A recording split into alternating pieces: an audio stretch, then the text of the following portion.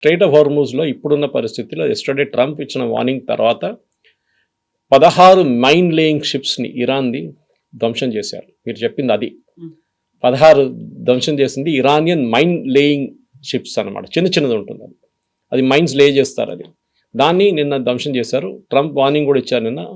ఇంకొక మైన్ కూడా నాకు కనిపిస్తే అంత సంగతి. Anyway we're going to use mine sweepers. వాళ్ళ దగ్గర మైన్ స్వీపర్స్ ఉన్నాయి, షిప్స్ ఉంటుంది, that can detect and take out the mines అనమాట. అది చేస్తున్నాం మేము అని చెప్తున్నాం. సో స్ట్రెయిట్ ఆఫ్ హార్మూజ్ని ఓపెన్గా ఉంచుకోవడం ప్రయారిటీ అని వాళ్ళ పొద్దున కూడా యుఎస్ స్టేట్ డిపార్ట్మెంట్ చెప్పారు చాలా క్లియర్గా, that we will have to maintain state of Hormuz, we will take over అంటున్నారు ఇప్పుడు ట్రంప్. దాంట్లో పెద్ద ఒక స్టేట్మెంట్ ఉంది, ఎందుకంటే దాంట్లో ఖర్గ్ ఐలాండ్ చెప్పి ఒక ఐలాండ్ ఉంది, మీకు గుర్తుంటుంది, ఇట్ బిలాంగ్స్ టు ఇరాన్. ఇరాన్ది ఆల్మోస్ట్ 90% డిస్ట్రిబ్యూషన్ అక్కడి నుంచి నడుస్తుంది. అంటే వీళ్ళు డిఫరెంట్ సోర్సెస్ నుంచి ఫ్యూయల్ పంప్ చేసేది సెంట్రలైజ్ ఖర్గ్ ఐలాండ్ పంపించి, Kharg island is slightly 30 kilometres from Iran. ఆ ఐలాండ్ నుంచే వీళ్ళు షిప్స్ అక్కడ అనమాట. ఇప్పుడు యూఎస్ ఏమంటున్నారు, మేము ఆ ఖర్గ్ ఐలాండ్ని కూడా మేము క్యాప్చర్ చేసుకుంటాం, so that you will not be able to even pump oil in to this destination. మీరు పంప్ చేస్తే మేము తీసుకెళ్ళిపోతాం అక్కడి నుంచి. ఇరాన్కి ఇప్పుడు ఆల్మోస్ట్ వెనిజువేలా సిచ్యువేషన్ వచ్చేస్తుంది. వెనిజువేలా ఇదే చేశారు కదా, మీరు పంప్ చేస్తున్నంత ఇండియాకి అమ్మేసుకుంటున్నాం, చైనాకి అమ్మేసుకుంటున్నాం, మా మిగతా దేశాలు తీసుకెళ్ళిపోతున్నారు. సో అదే సిచ్యువేషన్ ఇప్పుడు ఇరాన్లో కూడా వచ్చింది. కానీ యుద్ధం ఆగుతుందా అంటే డెఫినెట్గా ఎస్, నెక్స్ట్ ఒక 2 వారాల లోపల ఇది అయిపోతుంది కంప్లీట్గా. కానీ ఇరాన్ దాన్ని ఆపరు. వాళ్ళు రెగ్యులర్గా ఒక టాక్టికల్ అటాక్స్ చేస్తూనే ఉంటారు చిన్నగా. కానీ ఇప్పుడున్న పరిస్థితి ప్రకారం నిన్న చూస్తే నిన్న చాలా మటుకు తగ్గిన మిసైల్స్ అని, నిన్న 5-6 మిసైల్స్ కొట్టారు వాళ్ళు. సో దేర్ కెపాసిటీ తగ్గిందనమాట. ఇంకొక వారం లోపల బహుశా ఇది టేపర్ ఆఫ్ అయిపోతుంది. కానీ స్పొరాడిక్ అటాక్స్ ఉంటుంది, అక్కడక్కడ చేస్తుంటారు వాళ్ళు. అరబ్ నేషన్స్ కూడా ఫెడప్ అయిపోయారు కంప్లీట్గా. Dubai is getting majorly affected. వాళ్ళ దగ్గర నుంచి ఎక్స్పాట్రీస్ చాలామంది పారిపోయారు, కానీ వాళ్ళు వచ్చేస్తారులే తర్వాత. ఇప్పుడు వెళ్ళారు కానీ తర్వాత వచ్చేస్తారు రిటర్న్.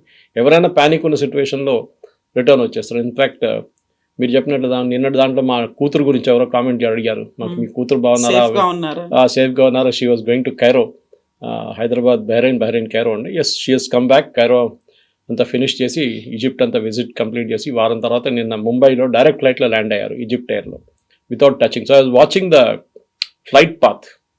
ఆ flight path yesterday took over Saudi Arabia చాలా మటుకు, అండ్ దెన్ ఓవర్ దుబాయ్. దాని తర్వాత ఇరాన్ అవాయిడ్ చేసి ఇండియా వైపు వెళ్ళిపోయింది. So that means Saudi Arabian air space is open, Dubai air space is open, అంటే UAE air space is open. ఇది రెండు చాలా క్రూషియల్. ఎందుకంటే ఇప్పుడు ప్రాబ్లం ఎక్కడ వస్తుందంటే ఈవెన్ సౌదీ అరేబియాకి, ఈవెన్ యూఏఈకి వాళ్ళకి డైలీ కావాల్సిన వెజిటబుల్స్ కానీ మీట్ కానీ చాలా మటుకు ఇటువైపు నుంచి వస్తుంది, ఇండియా వైపు నుంచి వస్తుంది.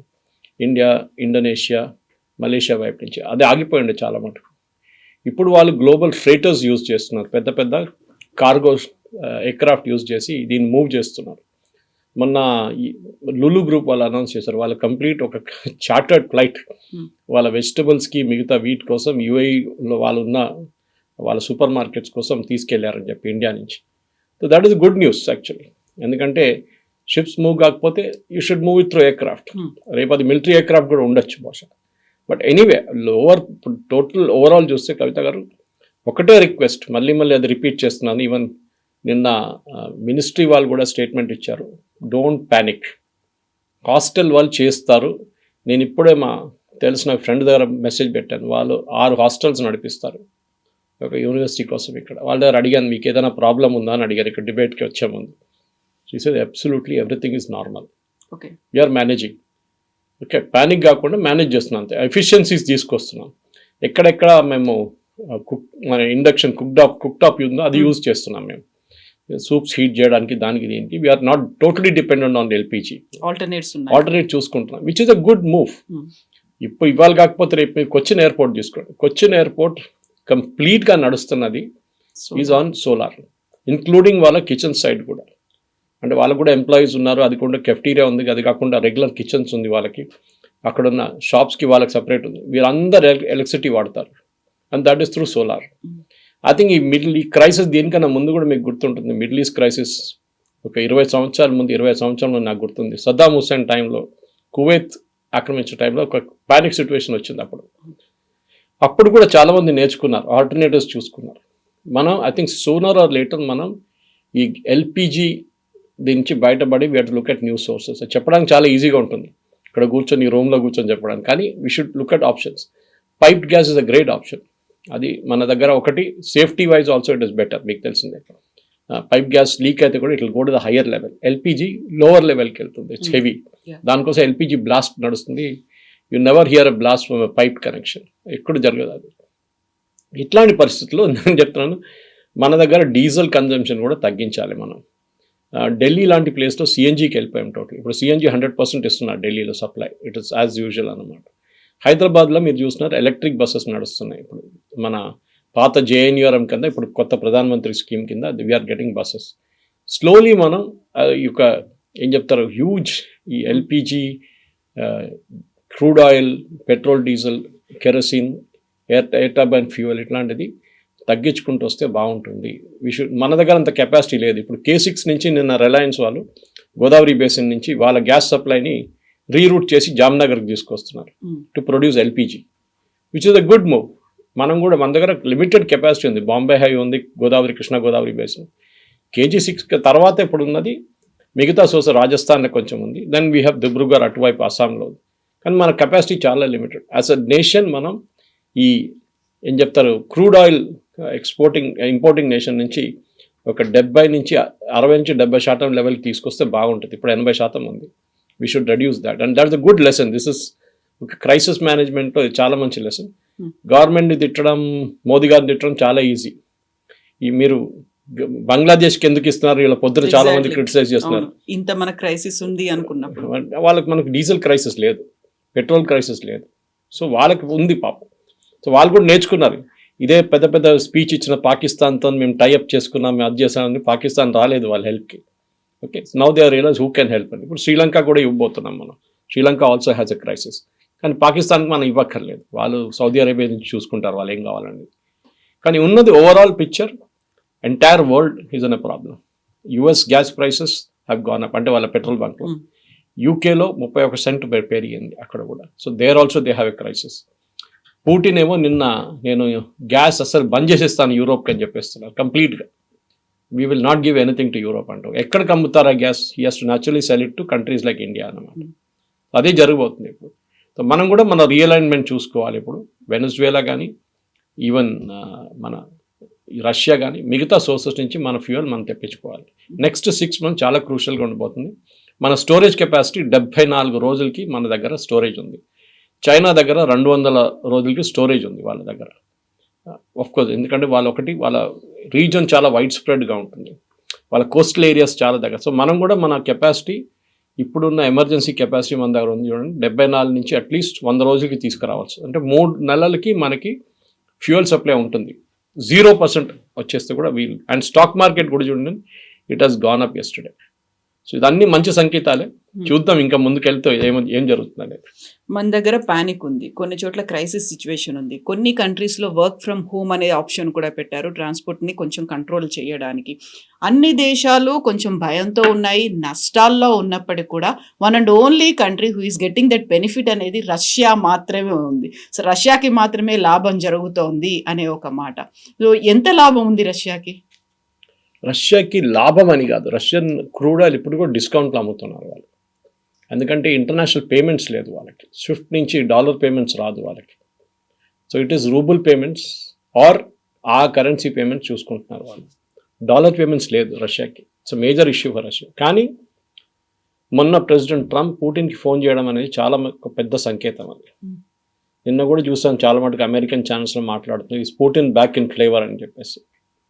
ఫేవర్ అండ్ ఫ్లేవర్, ఎస్, పుటిన్కి ఇప్పుడు ఒక పైచే వచ్చేసింది. ఎందుకంటే ఒకటి ఫ్యూయల్, గ్యాస్ అండ్ పాలిటిక్స్ 3 ఆడుకుంటున్నాడు పుటిన్ ఇప్పుడు.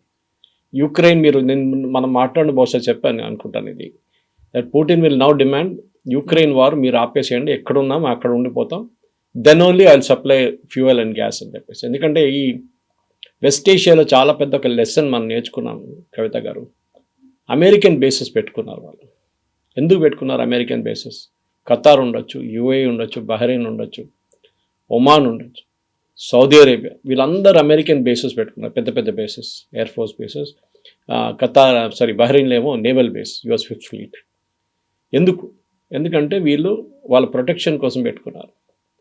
ఏ రోజు వాళ్ళని అక్కడి నుంచి ఏదో ఒక ఆర్మీ కూ లేకుంటే ఇంకేమైనా కొంచెం రెబల్స్ వచ్చి వాళ్ళ కింగ్డమ్ని డీస్టెబిలైజ్ చేస్తారని భయపడి వీళ్ళు యుఎస్ని పెట్టుకున్నారు. కానీ ఇప్పుడు ఏం జరిగింది పెద్ద గారు, యుఎస్ వాళ్ళ సహాయంకి రాలేదు. వీళ్ళు ఇరాన్ మిసైల్ ఫైర్ చేస్తున్నప్పుడు యుఎస్ వీళ్ళని అడ్డుకుంటలేరు. యుఎస్ ఏమంటున్నారు, మేము మీ బేస్ నుంచి ఆపరేట్ చేస్తామనగానే మీరు మేము అలో చేయమని చెప్పారు. Why should we help you? ఇప్పుడు అరబ్ నేషన్స్ కూడా ఒక డైలమాలో వచ్చేసారు. యుఎస్ మీద మేము డిపెండ్ కాలేదు. యుఎస్ మనకి గివెన్ అ బిగ్ ఏం చెప్తారు, ఒక డిచ్చింగ్ అంటారు మనం. ఓకే, ద లాస్ట్ మినిట్ మనకి చేయించేశారు వాళ్ళు. మనం కాపాడుకోవాలంటే we have to take care of our cells. సడన్గా ఫిలిప్పీన్స్ ఇన్ని రోజులు బ్రహ్మోస్ డీల్ పక్కన పెట్టిన, రేపు చూద్దాం ఎల్లుండి చూద్దాం అని కానీ ఇమ్మీడియట్ సైన్అప్ చేసుకున్నారు. నేను అది చూసాను. ఎందుకు? సంకేతాలు అదే, they have a threat from China. వాళ్ళకి అర్థమైపోయింది ఇంటర్నేషనల్ లెవెల్లో మీరు అడ్వాన్స్ ప్లానింగ్ చేయకుండా, మీరు ఆన్ యువర్ ఓన్ ఉండకుండా మీరు ఏం చేయలేరు. మొన్న కువైత్ అనుకుంటాను, వాళ్ళు ఒక సౌత్ కొరియన్ ఇంటర్సెప్టర్ యూజ్ చేశారు. నేను వాళ్ళ దాకా వినలేదు సౌత్ కొరియా కూడా ఇంటర్సెప్టర్ ఉందని. యుఎస్ ఇంటర్సెప్టర్స్ మనం పేట్రియట్ లాంటివి విన్నాం, మనం థాట్ systems. Correct, South Korean and it 100% ఎఫిషియన్సీలో 6 మిసైల్స్ ఆపారంట వాళ్ళు. సో రేపు సౌత్ కొరియా కూడా ఒక పెద్ద ఆర్మ్స్ ఎక్స్పోర్టర్ కావచ్చు. యుఎస్కి అదే పెద్ద భయం ఉంది, ఎందుకంటే వాళ్ళ వెపన్స్ చాలా ఎక్స్పెన్సివ్గా ఉంది. ఒక పేట్రియట్ మిసైల్ $1 million, ఒక థర్డ్ ఇంటర్సెప్షన్ $9.6 million. అక్కడేమో వాడు 20,000 25,000 ఉన్న డాలర్ల డ్రోన్స్ పంపిస్తున్నారు. దాన్ని అడ్డుకోవడానికి $1 million పేట్రియట్ మిసైల్ యూజ్ చేస్తే is it not economies of స్కేల్లో పనికి రాదు. ద మేజర్ రియలైజేషన్ ఈ యుద్ధం తర్వాత అరబ్ నేషన్స్లో ఒక పెద్ద మార్పు రాబోతుంది. యుఎస్ మీద ఉన్న వాళ్ళ కాన్ఫిడెన్స్ వాళ్ళకి పోయింది. యుఎస్ బేసెస్ని వెకేట్ చేయమంటున్నారు, కొంతమంది వెళ్ళిపోతున్నారని నిన్న న్యూస్ వచ్చింది. అది కాకుండా ఇరాన్ ఒక కొత్త కండిషన్ పెట్టారు నిన్న. స్ట్రైట్ ఆఫ్ హార్మోజ్ నుంచి మీ షిప్పులు వెళ్ళాలంటే you first expel American official, embassy official మీ దగ్గర ఉన్న మీ క్యాపిటల్లో కానీ మీ మిగతా స్టేట్స్లో ఉన్న వాళ్ళని ఎక్స్పెల్ చేయండి, ఇజ్రాయలీ అండ్ అమెరికన్ డిప్లొమాట్స్. కానీ అది జరగదు, అది వీళ్ళు చేయలేరు, వాళ్ళకి అంత ధైర్యం లేదు గల్ఫ్ స్టేట్స్కి. catch-22 సిచ్యువేషన్లో వచ్చేసారు. సౌదీ అరేబియా లాంటి ఇంత డబ్బులున్న ఒక రాజ్యం కూడా ఇప్పుడు భయపడుతున్నారు ఇరాన్ని. ఆలోచించండి, ఆ పరిస్థితికి వచ్చేసారు ఇప్పుడు. దీని తర్వాత I think they'll be a major realignment. Egypt లాగా, జార్డన్ లాగా ఒక సెల్ఫ్ సఫిషియంట్ ఫోర్స్గా ఉండడానికి వీళ్ళు ఎవరిని వాడుకో. జార్డన్లో కూడా బేస్ ఉందనుకోండి, యుఎస్ బేస్ ఉంది, ఈజిప్ట్లో కూడా ఉంది, అంత ఓపెన్గా వాళ్ళు అడ్మిట్ చేయరు. కానీ ఒక మార్పు రాబోతుంది and I think it's a good thing. ఎందుకంటే వీళ్ళు యుఎస్ ఇప్పుడు సౌదీ అరేబియాని బ్లాక్మెయిల్ చేశారు ఒక 6 నెలల ముందు ప్రెసిడెంట్ ట్రంప్. అక్కడ వెళ్ళి మీరు 100 F-35 అన్నారు. సౌదీ అరేబియా 100 F-35 చేసుకొని ఏం చేసుకుంటారు? వాళ్ళు ఎవరితో యుద్ధం చేస్తున్నారు? మ్యాక్సిమం హూతీలతో యుద్ధం చేస్తారు అంతే. బట్ వై అనేది క్వశ్చన్ వస్తుంది అనమాట. సో దానికోసం ఒక ఈ అంతా మిడిల్ ఈస్ట్ క్రైసిస్ ఇప్పుడు అయిపోయిన తర్వాత మేజర్ రీఅలైన్మెంట్ రాబోతుంది. బహుశా దాంట్లో మనం కూడా మన వైపు నుంచి ఒక ఎఫర్ట్ పెడితే మన ఆయుధాలు వీళ్ళకి అమ్ముకోవచ్చు. And our missiles are equally good, no problem. అది మీరు అఫెన్సివ్ ఉండొచ్చు, డిఫెన్సివ్ ఉండొచ్చు. డిఫెన్సివ్ అంటే ఇంటర్సెప్షన్లో ఉంటుంది, అఫెన్సివ్ అంటే వాళ్ళ మీద బాంబు, దానికి మన బ్రహ్మోస్ పనికి వస్తుంది. ఇంటర్సెప్షన్కి ఆకాష్ లాంటి మిసైల్స్ పనికి వస్తుంది. ఇవన్నీ మనం కొత్తగా తయారు చేసి అమ్మొచ్చు. మన డిఫెన్స్ ఇప్పుడు ఎక్స్పోర్ట్ ఇస్ అరౌండ్ 34,000 crores. దాన్ని ఈజీగా మనం ఒక 50 నుంచి 60,000 కోట్ల దాకా పెంచుకోవచ్చు సంవత్సరానికి. Let us look at Gulf. మీరు ఆయిల్ అమ్మండి, మేము ఆయుధాలు అమ్ముతాం. ఈ కాన్సెప్ట్కి మనం రావాల్సి వస్తుంది. ఫ్యూచర్లో స్ట్రాటజీస్ ప్లానింగ్ అదే ఉండాలి, అది ఉండాల్సిందే. బ్లెస్సింగ్ ఇన్ ద డిస్గైస్ అని అంటారు. ఎందుకంటే one man's misery is other man's opportunity అంటారు. వాళ్ళ డబ్బులు తక్కువేం కాదు, డబ్బులు మస్తున్నాయి. కానీ వాళ్ళకి భయం ఏంటంటే వాళ్ళ security. And this particular instance ఓపెన్గా ఎక్స్పోజ్ అయిపోయింది. ఇరాన్ డ్రోన్స్ యూజ్ చేసి వాళ్ళ ఎయిర్ ఫీల్డ్స్ కొడుతున్నారు, వాళ్ళ రిఫైనరీస్ కొడుతున్నారు. వాళ్ళు ఏం చేయలేకపోతున్నారు. అడుగున్నారు 50 ఫైర్ చేస్తే 40 అడుగున్నారు, 10 ఏమొచ్చి పడ్డది. 100% ఇంటర్సెప్షన్ ఎప్పుడు ఉండదు. కానీ గల్ఫ్ స్టేట్స్ ఏం నేర్చుకున్నారంటే యుఎస్ మీద డిపెండెన్సీ అయి ఇంకా ముందుకు వెళ్ళలేము, మనం ఒక స్ట్రాటజీ మార్చుకోవాల్సి వస్తుందని. అది బహుశా నిన్న పుటిన్ ఇరానియన్ ప్రెసిడెంట్కి ఫోన్ చేసి మీరు యుద్ధం ఆపండి అని చెప్పినప్పుడు అర్థమైపోయింది రష్యన్ ఇన్ఫ్లుయెన్స్ ఎంత మటుకు ఇరాన్ మీద ఉందని. ఇరాన్ ఇప్పుడు ఎస్ వీ విల్ స్టాప్ అంటే then Putin becomes the biggest winner in all this. Trump పక్కనకి వెళ్ళిపోయాడు మొత్తం కంప్లీట్గా. అది పెద్ద ఒక లెసన్, జియో పొలిటికల్ లెసన్ దీని నుంచి. Yes, sir. Thank you so Thank you. much, sir. Thank you.